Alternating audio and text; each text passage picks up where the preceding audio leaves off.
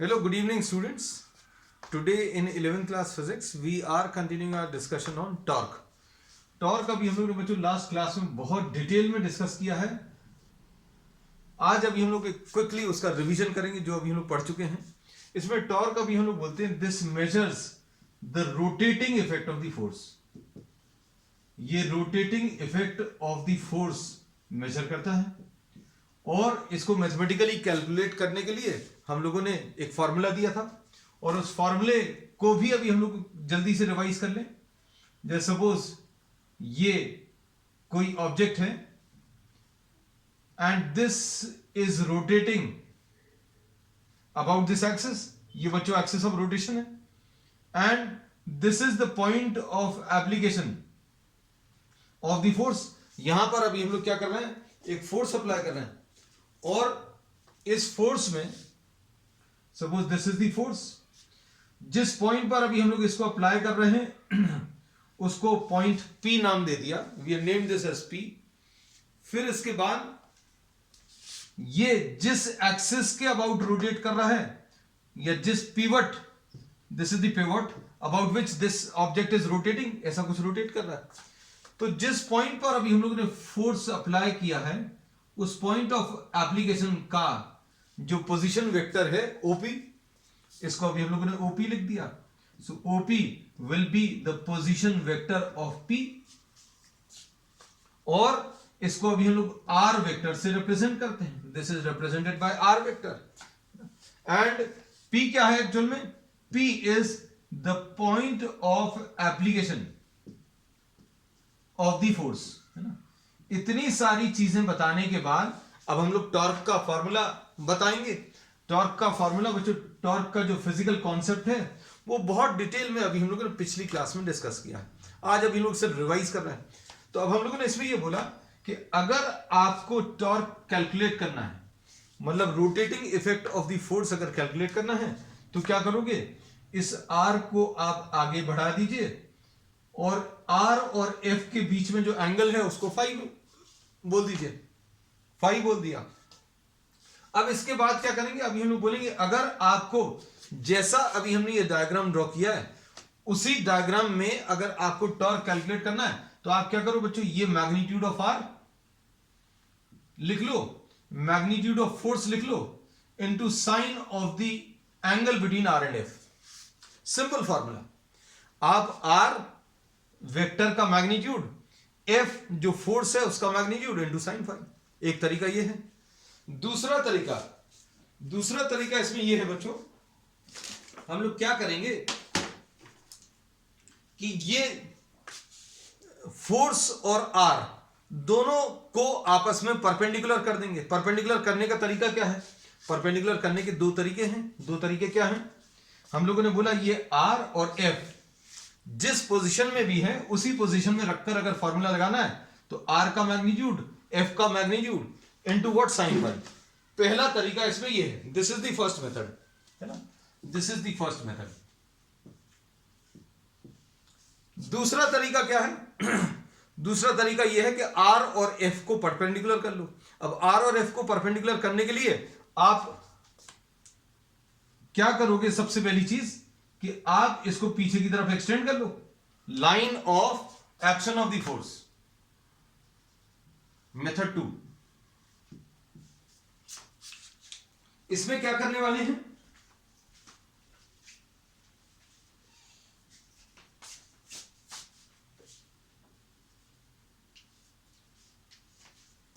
अब इसमें क्या करने वाले बच्चों, अभी हम लोग फोर्स को पीछे की तरफ एक्सटेंड करेंगे.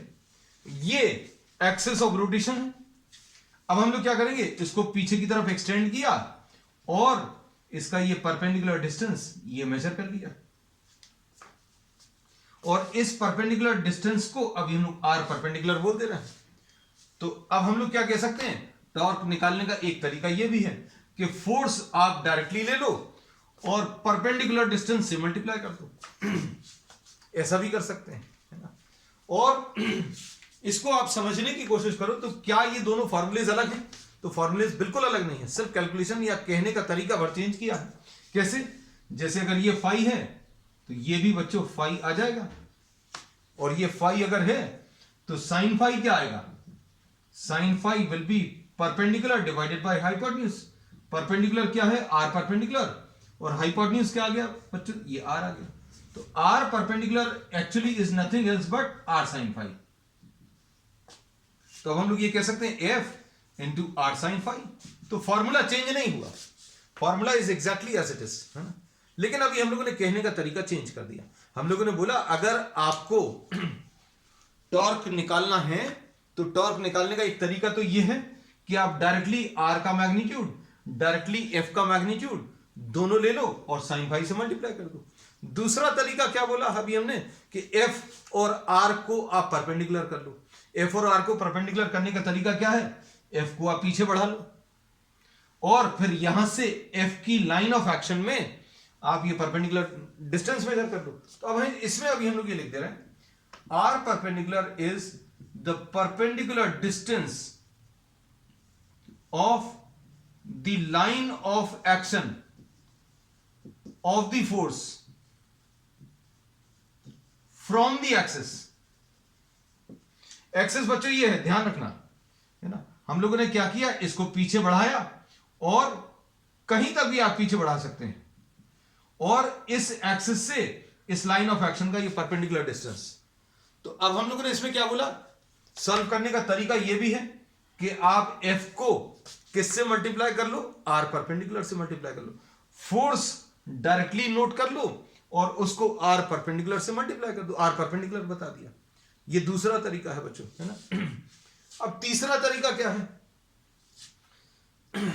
अभी हम एक काम कर रहे हैं बच्चों, आपको कंफ्यूजन नहीं हो इसलिए अभी हम डायग्राम्स बच्चों सेपरेट कर दे रहे हैं, है ना, so that you are able to note down the difference between the three methods.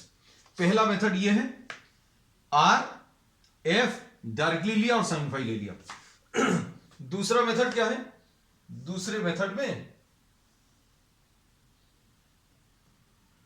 ये एक्सेस है, ओ पॉइंट, ये point of application of the force है, ये फोर्स है, ये आर वेक्टर है। हम लोगों ने इसमें क्या किया है, ये फाई एंगल है, line of action of the force पीछे बढ़ाया और यहां से परपेंडिकुलर, इस एक्सिस से इस लाइन का परपेंडिकुलर डिस्टेंस आर परपेंडिकुलर लिख लिया। ये पूरे कैलकुलेशन मेथड 2 के हैं, ठीक। अब मेथड 3 क्या है बच्चों? मेथड 3 में अब हम लोग क्या करेंगे, आर को कुछ नहीं करेंगे। अब हम लोग क्या करने वाले हैं देखना।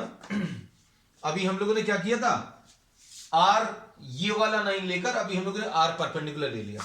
फोर्स डायरेक्टली नोट करो और उसको परपेंडिकुलर डिस्टेंस से मल्टीप्लाई करो। फिर इसके बाद तीसरा मेथड,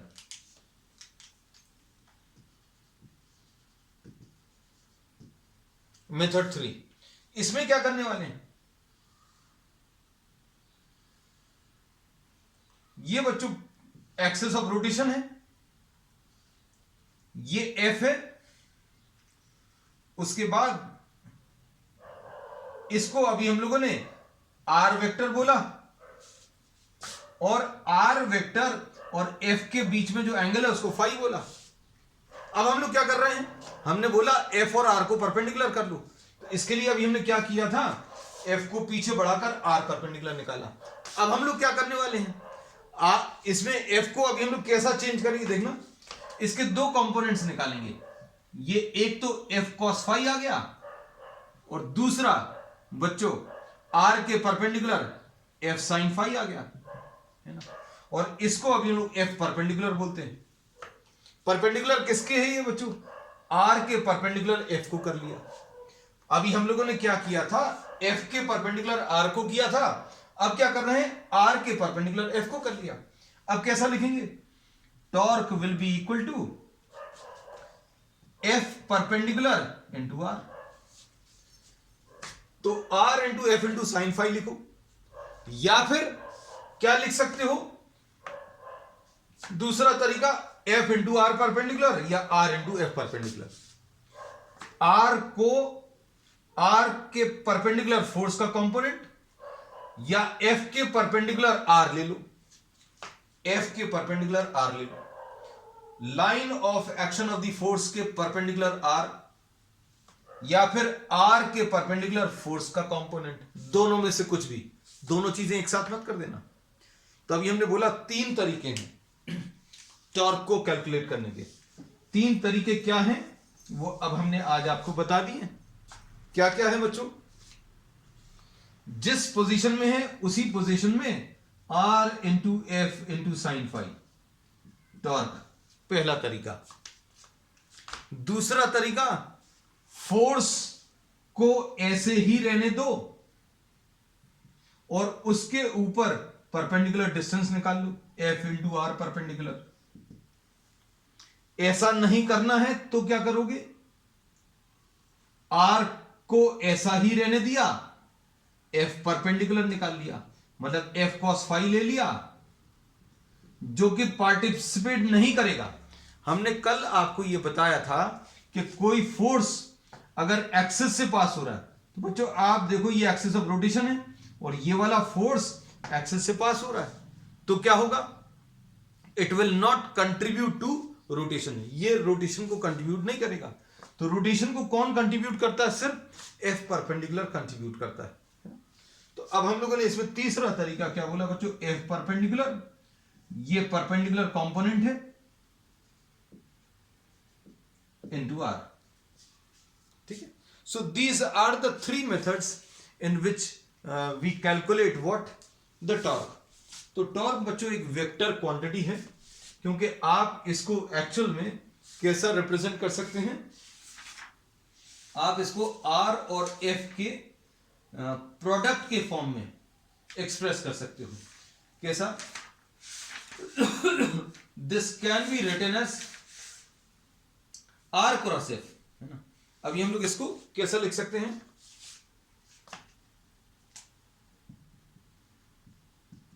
आर क्रॉस एफ लिख सकते हैं। सो torque is a vector quantity.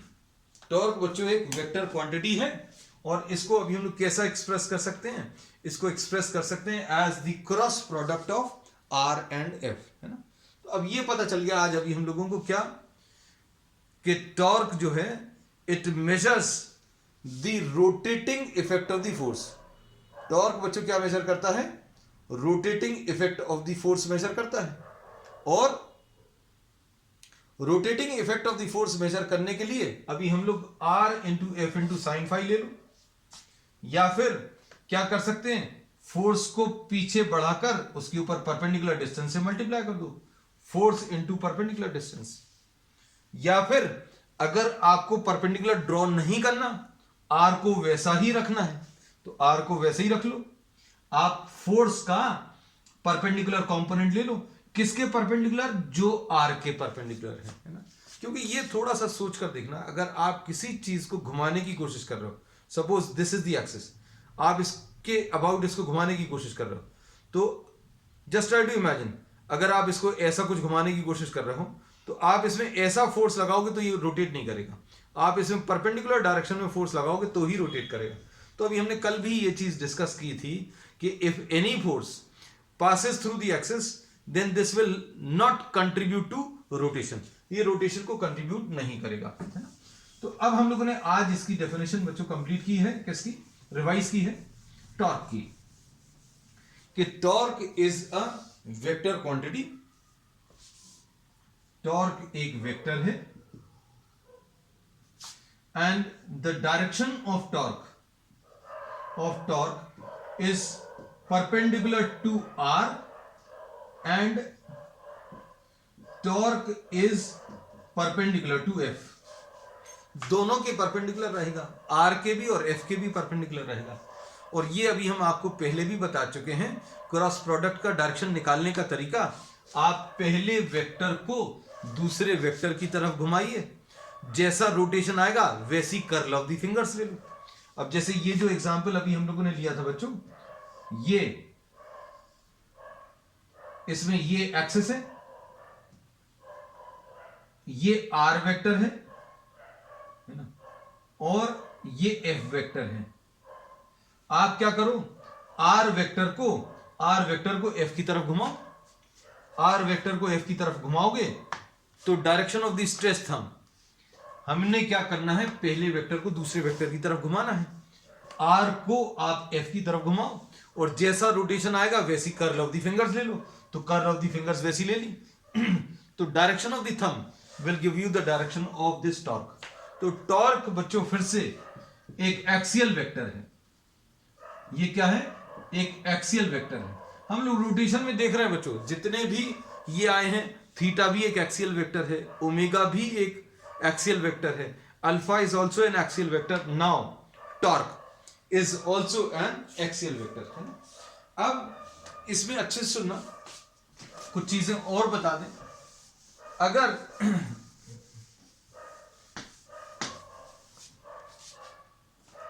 Torque anti clockwise direction में रोटेट करने की कोशिश कर रहा है, अगर टॉर्क एंटी क्लॉकवाइज रोटेशन दे रहा है तो उस टॉर्क को अभी आप पॉजिटिव लोगे। If torque is resulting in what, anti clockwise rotation, तो उसको भी आप पॉजिटिव लोगे उस टॉर्क को। And if the torque results in a clockwise rotation, तो अभी आप इसको कैसा, नेगेटिव लेने वाले हैं। तो एंटी क्लॉकवाइज रोटेशन वाला टॉर्क, जैसे सपोज अभी हमने ये ऑब्जेक्ट लिया, इसमें कोई फोर्स लगाया और इस फोर्स की वजह से ये ऐसा कुछ रोटेट कर रहा है। अगर ऐसा कुछ रोटेट कर रहा है तो ये जो फोर्स अभी हम अप्लाई कर रहे हैं ये एंटी क्लॉकवाइज टॉर्क दे रहा है ना।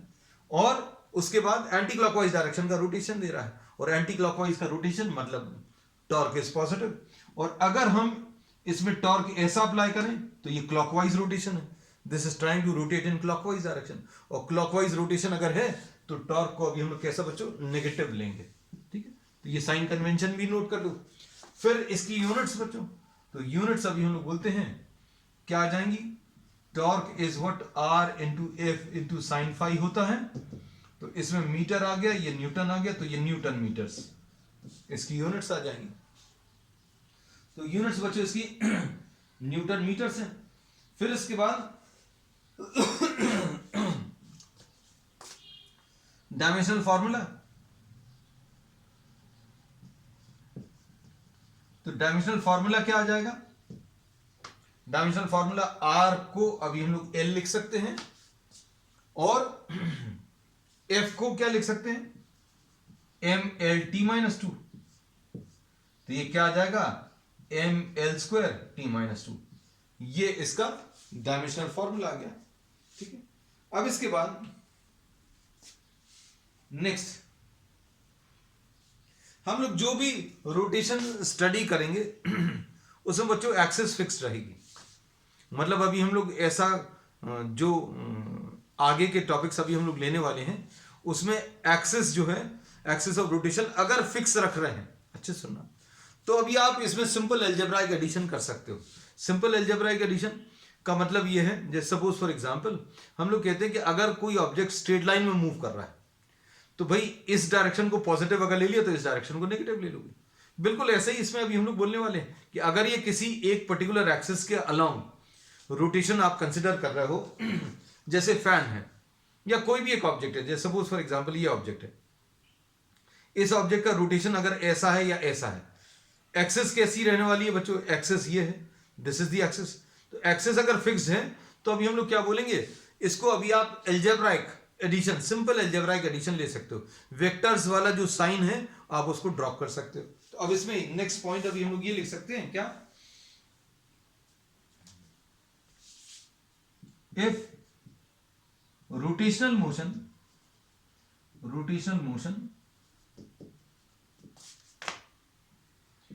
is observed with respect to a fixed axis, अगर आप किसी एक फिक्स्ड एक्सिस के रिस्पेक्ट में अगर रोटेशन कंसिडर कर रहे हो, then algebraic signs can be used. Algebraic signs can be used. इसका मतलब क्या है, आप सिंपल प्लस माइनस साइन से अभी आप काम चला सकते हैं। और टॉर्क्स, अगर बहुत सारे टॉर्क एक्ट कर रहे हैं किसी पार्टिकल पर, अगर किसी पार्टिकल पर बच्चों बहुत सारे टॉर्क काम कर रहे हैं, तो अभी हम लोग क्या बोलेंगे, आप सिंपल उनका नेट टॉर्क अगर निकालना है तो आप sum of all the individual torques add करके या सब्ट्रैक्ट करके according to what the type of rotation which they are having. अगर कोई टॉर्क एंटी क्लॉकवाइज रोटेशन दे रहा है तो उसको पॉजिटिव ले लो। जैसे सपोज फॉर एग्जांपल किसी ऑब्जेक्ट का किसी ऑब्जेक्ट के ऊपर +10 न्यूटन मीटर लग रहा है, मतलब ये एंटी क्लॉकवाइज टॉर्क दे रहा है, और माइनस अगर है 5 न्यूटन मीटर, मतलब ये क्लॉकवाइज रोटेशन दे रहा है ना। तो अभी आप क्या बोलोगे, इन दोनों का नेट कैसे आ जाएगा, 5 न्यूटन मीटर, और डायरेक्शन कैसा रहेगा, एंटी क्लॉकवाइज डायरेक्शन। बस ये चीज याद रखना कि अगर बहुत सारे टॉर्क अगर लग रहे हैं तो सारे टॉर्क का नेट सम निकाल के आप नेट टॉर्क निकाल सकते हैं ना। बहुत सारे टॉर्क कैसे आते हैं ये समझने के लिए अभी हम आपको एक एग्जांपल दे दे रहे हैं, हालांकि जरूरत नहीं है, but still. Just suppose for example, if you are having a rod on which this force is acting, this is the force which is acting, this is the force and this is the force. अब हम लोग क्या बोलेंगे, and this is the axis, इधर पर अभी आपने इसको पिवट कर दिया, यहां पर हिंज कर दिया है ना, this is the axis। अब क्या होगा बच्चों, इमेजिन करना, ये वाला फोर्स हम लोगों ने क्या किया, ये वाला फोर्स अगर लगाएंगे तो ये वाला फोर्स इसको क्लॉकवाइज डायरेक्शन में रोटेट करने की कोशिश कर रहा है, ये वाला फोर्स इसको एंटी क्लॉकवाइज डायरेक्शन में रोटेट करने की कोशिश कर रहा है, ये वाला फोर्स बच्चों इसको क्लॉकवाइज, और ये वाला फोर्स एंटी क्लॉकवाइज। तो ऐसे बहुत सारे टॉर्क अगर आ रहे हैं तो नेट टॉर्क निकालने के लिए क्लॉकवाइज टॉर्क को नेगेटिव और एंटी क्लॉकवाइज टॉर्क को पॉजिटिव ले सकते हैं ना। तो बच्चों ये अभी हम लोग प्रॉब्लम्स जब आएंगे तब इनको डिटेल में डिस्कस करेंगे। अब नेक्स्ट,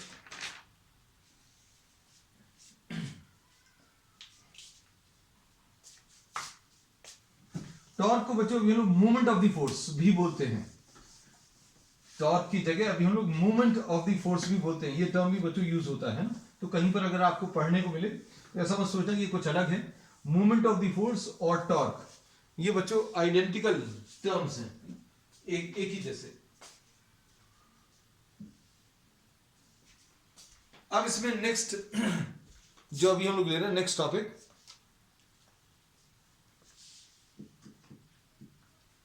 torque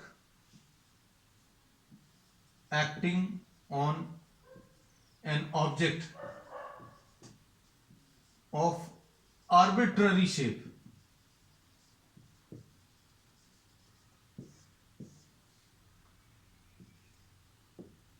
रिजिड ऑब्जेक्ट है ना, ऑब्जेक्ट रिजिड रहना चाहिए क्योंकि रिजिड बॉडी डायनामिक्स सब ये लोग पढ़ रहे हैं।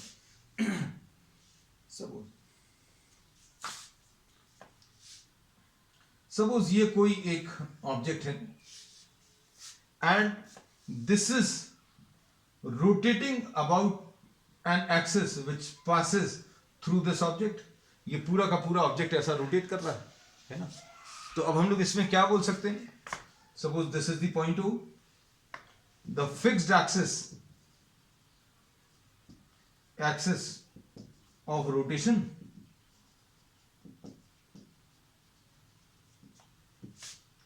passes through the point O। अब इसमें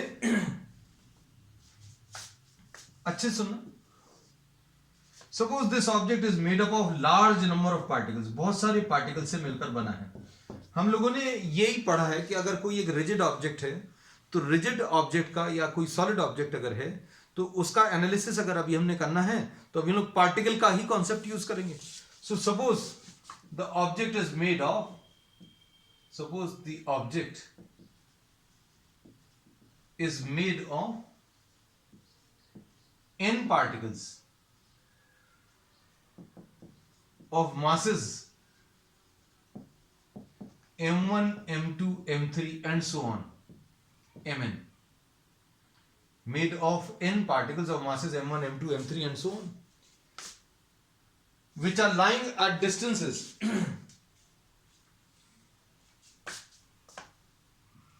and rotating on circular paths of radiuses r1, r2, r3 and so on up to rn. इसमें अगर ये ऑब्जेक्ट ऐसा रोटेट कर रहा है, इमेजिन करना, ये m1 ऑब्जेक्ट है जो कि इस सर्कुलर पाथ पर मूव कर रहा है, इसकी रेडियस बच्चों कितनी है r1. सपोज ये m2 है, ये भी एक सर्कुलर पाथ पर मूव कर रहा है और इसकी रेडियस बच्चों कितनी r2 है. ये सपोज m3 है, इसके सर्कुलर ऑर्बिट की रेडियस कितनी r3 है. तो यही लिखा है कि हम लोगों ने, these are moving on, if this object is rotating then the particles of this object are moving on circular paths. और सभी का रेडियस अलग अलग होगा, रेडियस सभी का अलग अलग होगा. all the particles will have same angular acceleration.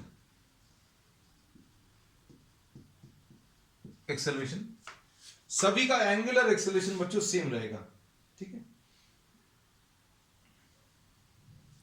और इसमें अभी हम लोग ये बोलते हैं, अगर ये रोटेट कर रहा है मतलब कोई ना कोई एक टेंजेंशियल फोर्स तो काम कर रहा है.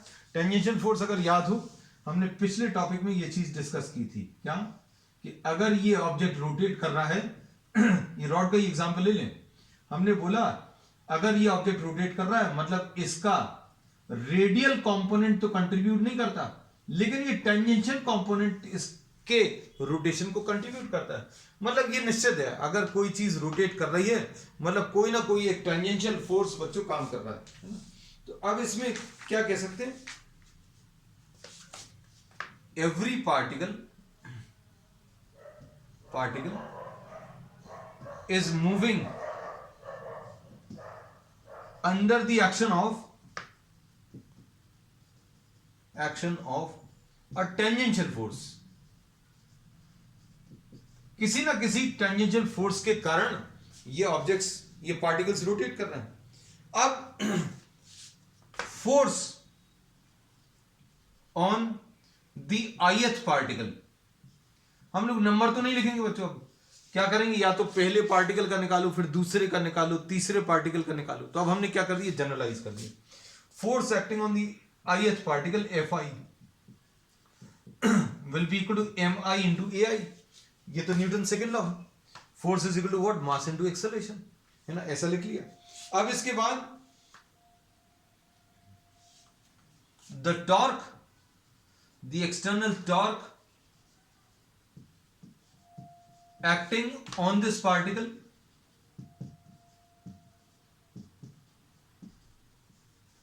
ये कैसे मिलेगा बच्चों. ये निकालने के लिए हम लोग क्या लिख सकते हैं,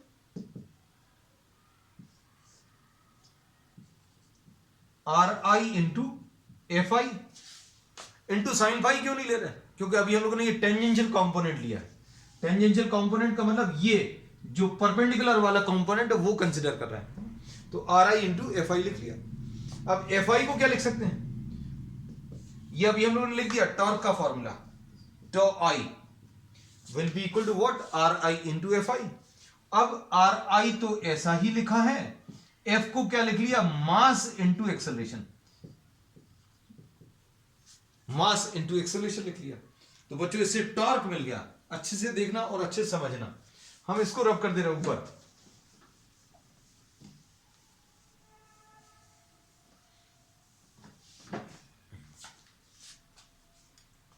Torque will be equal to Ri into Fi. Ri तो ऐसे ही लिखा है, Fi को लिख लिया मास इंटू एक्सेलरेशन, इसको mi ai लिख दिया. अब ये जो एक्सेलरेशन आता है, this is equal to Ri into alpha. Alpha I नहीं लिख रहे क्योंकि सारे पार्टिकल्स के लिए अल्फा सेम होगा. सारे पार्टिकल्स का टेंजेंशियल एक्सेलरेशन अलग अलग होगा बच्चों. तो ये ए आई लिखा है, ये आर आई लिखा है, इसको लेकिन अल्फा लिखा हुआ. तो टॉ आई कितना आ जाएगा, this will be equal to R I into M I into A I की value R I into alpha. तो ये आ जाएगा M I R I square into alpha, ऐसा कुछ आ गया. This is the torque acting on the ith particle, है ना। अब इसके बाद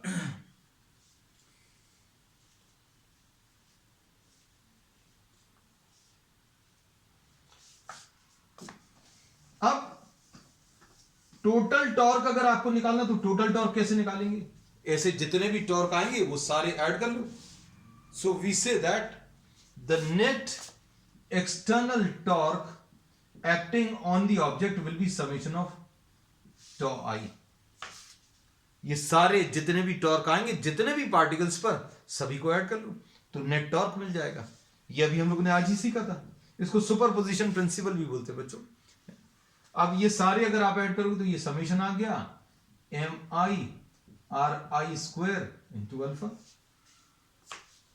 इसका इस समेशन का मतलब क्या होता है, समेशन का मतलब है एडिशन। अब एडिशन कहां से करना बच्चों, I = 1 से लेकर I = n तक, है ना। अब आप लिख लो, लिखने की कोशिश करो, M1/R1² अल्फा, फिर 2 लिख लो I की जगह, M2/R2² alpha plus M3/R3² alpha and so on. कहां तक जाना है, n तक जाना है, तो MN/Rn² अल्फा। अब इसमें से क्या कॉमन ले सकते हैं, ये आ जाएगा अल्फा कॉमन, और अंदर क्या बचेगा बच्चों, M1/R1² plus M2/R2² and so on MN/Rn²। तो ये अगर आपको याद हो, this is nothing else but the moment of inertia of the object. सारे पार्टिकल्स का मोमेंट ऑफ इनर्शिया ऐड करके टोटल मोमेंट ऑफ इनर्शिया आ जाएगा। तो ये एक्चुअल में अल्फा इंटू समीशन MR² है, और इसको अल्फा इंटू I लिख सकते हैं। Summation MR² is I, summation MR² is I, the moment of inertia of the object. तो ये टॉर्क का फॉर्मूला आ गया, और ये सिमिलर टू क्या है, न्यूटन सेकंड लॉ, मास इनटू एक्सेलरेशन। तो ये रोटेशनल एनालॉग है न्यूटन सेकंड लॉ का। ट्रांसलेटरी मोशन में अभी हम लोगों ने न्यूटन सेकंड लॉ पढ़ा था, force is equal to mass into acceleration. अब फोर्स की जगह टॉर्क आ जाएगा, मास की जगह क्या आ जाएगा बच्चों, फोर्स की जगह मास आ गया, और सॉरी फोर्स की जगह टॉर्क आ गया, मास की जगह मोमेंट ऑफ इनर्शिया आ गया, और एक्सेलरेशन की जगह क्या चीज आ गई, एंगुलर एक्सेलरेशन, है ना। तो अभी हम लोग ये कहते हैं, ध्यान से सुनना, कि ये रोटेशनल एनालॉग है किसका, Newton second law of motion का। रोटेशन में न्यूटन सेकंड लॉ अगर आपको अप्लाई करना है, या सेकंड लॉ जैसा कोई टर्म अगर लिखना है तो ऐसा कुछ आएगा। अब डिफरेंस क्या है, तो बच्चों फोर्स एक एब्सोल्यूट टर्म है, फोर्स एक एब्सोल्यूट टर्म है जो किसी रेफरेंस पॉइंट पर डिपेंड नहीं करता। इसका मतलब क्या है, इसका मतलब यह है टॉर्क जो है it depends on the axis. अगर आपने एक्सिस ऑफ रोटेशन, मान लीजिए ये स्टोन को अगर आप यहां पर रोटेट कर रहे थे, है ना, इस एक्सिस के अबाउट, तो टॉर्क कुछ और आएगा। लेकिन अगर आपने एक्सिस यही ले ली, लेकिन उसी स्टोन को थोड़ा सा दूर रोटेट करने लगे, तो क्या होगा, टॉर्क चेंज हो जाएगा। सो torque depends on the axis, ये एब्सोल्यूट टर्म नहीं है, मतलब ये चेंज हो जाएगा एक्सिस के साथ। ऐसे ही मास भी एक एब्सोल्यूट टर्म है जो किसी एक्सिस या किसी पॉइंट के ऊपर डिपेंड नहीं कर रहा। लेकिन moment of inertia is not an absolute term. Moment of inertia भी एब्सोल्यूट टर्म नहीं है, टॉर्क भी एब्सोल्यूट टर्म नहीं है, क्योंकि ये torque and I depend on the axis of rotation, ये एक्सिस ऑफ रोटेशन के ऊपर डिपेंड करते हैं। तो बच्चों अब आज के लिए इतना ही। We will continue with the remaining topics of this chapter on the next one. That's all for today.